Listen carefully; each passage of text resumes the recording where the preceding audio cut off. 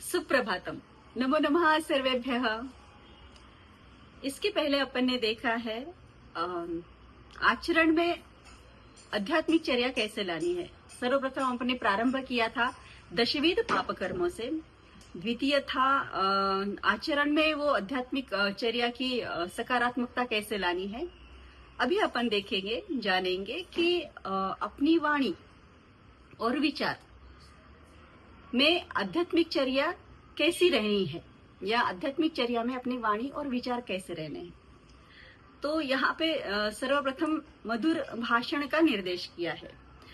काले हितम मितम ब्रूयात विसंवादी पेशलम, यानी काले हितम समय के अनुसार हितावह और विसंवादी यानी जिस संवाद में विवाद ना हो या असत्य कथन, ऐसा संवाद नहीं होना चाहिए।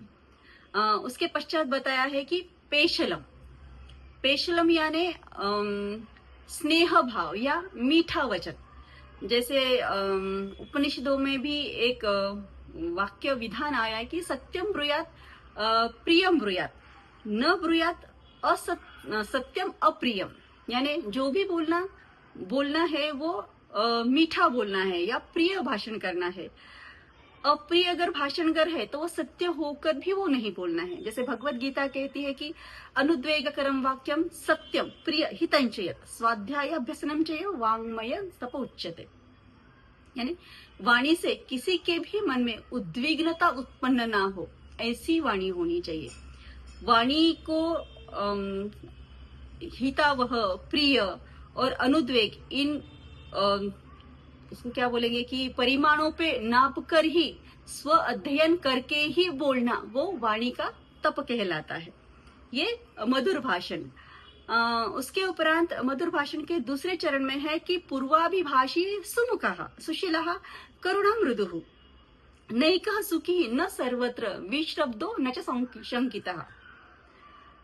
अर्थात पूर्वाभिभाषी यानी स्वतः से, स्वयं से ही भाषण किया, सक्रियता पूर्वक भाषण करना है, ना कि सामने वाला बोलेगा वह बोलने के बाद ही मैं बोलूंगा, इस चीज की राह नहीं देखनी है। स्वतः होके भाषण करना है या बोलना है।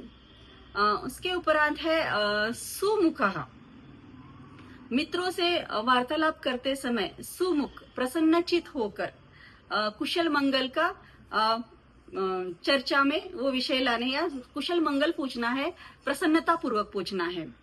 करुणा मृदु, भाषण करते समय सर्वतः सर्वत्र करुणा का भाव, मृदुल स्वर का भाव, ये होना बंधनकारक है। कोई एक ने सुखी नहीं रहना है, सभी बांधवों को, परिवारजनों को साथ लेके सुखी रहना है। किसी के वचन पर विश्वास भी नहीं करना है और किसी के वचन पर अविश्वास भी नहीं बताना है। ये मधुर भाषण का निर्देश है। अभी आगे बताया है कि कुछ विचार गुप्त रखने के लिए बताया है शास्त्र में। जैसे न च कश्चित दात्मनम शत्रुम नात्मानम कश्चित रिपुः प्रकाशये नापमानम न च निस्नेह प्रभु। न कश्चित आत्मानम, यानी अगर अपमानकर हुआ है तो वो किसी को बताना नहीं है। किसी को अपना शत्रु मानना है, ना अपन किसी के शत्रु है, ये किसी को पता चलने देना है। जैसे अपना जो मान अपमान है वो प्रकाशित नहीं करना है, यानी किसी को बताना नहीं है।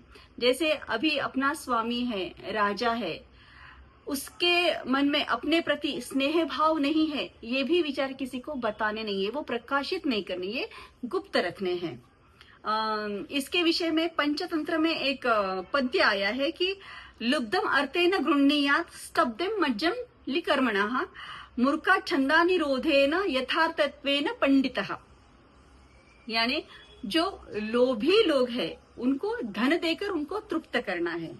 जो क्रोधी लोग हैं, जो चंड लोग हैं, उनको हाथ जोड़कर उनसे दूर रहना है।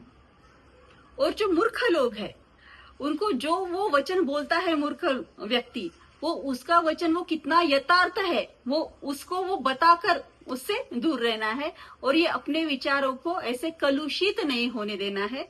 ऐसा इस आध्यात्मिक चर्या के अंतर्गत ये विचार और वाणी के विषय में आचार्य ने निर्देश किया है। तो ये आध्यात्मिक चर्या में आपने प्रथम चरण में देखा है कि दशविध पाप कर्म कैसे होने चाहिए, उसमें धर्म की व्याख्या बताई गई है, वो अपन ने देखा। दशविध पाप कर्म अपन ने देखे। द्वितीय चरण में अपन ने देखा है कि ये अपना आचरण में कौन सी चीजें लाने हैं, जैसे समदृष्टिता होनी चाहिए, अनुकूल व्यवहार कैसा होना चाहिए, ये अपन दूसरी चरण में देखा। और अभी इस चरण में अपन ने देखा है कि वाणी की मधुरता और विचार का गुप्त रहना कितना आवश्यक, अनिवार्य, ये आध्यात्मिक चर्या हेतु कितना हितावह है, यशोदायी ये है, ये अपन ने देखा। ये आध्यात्मिक चर्या के लिए बहुत सारी शुभकामनाएं। धन्यवादाः। जयतु भारतम, जयतु आयुर्वेदाः।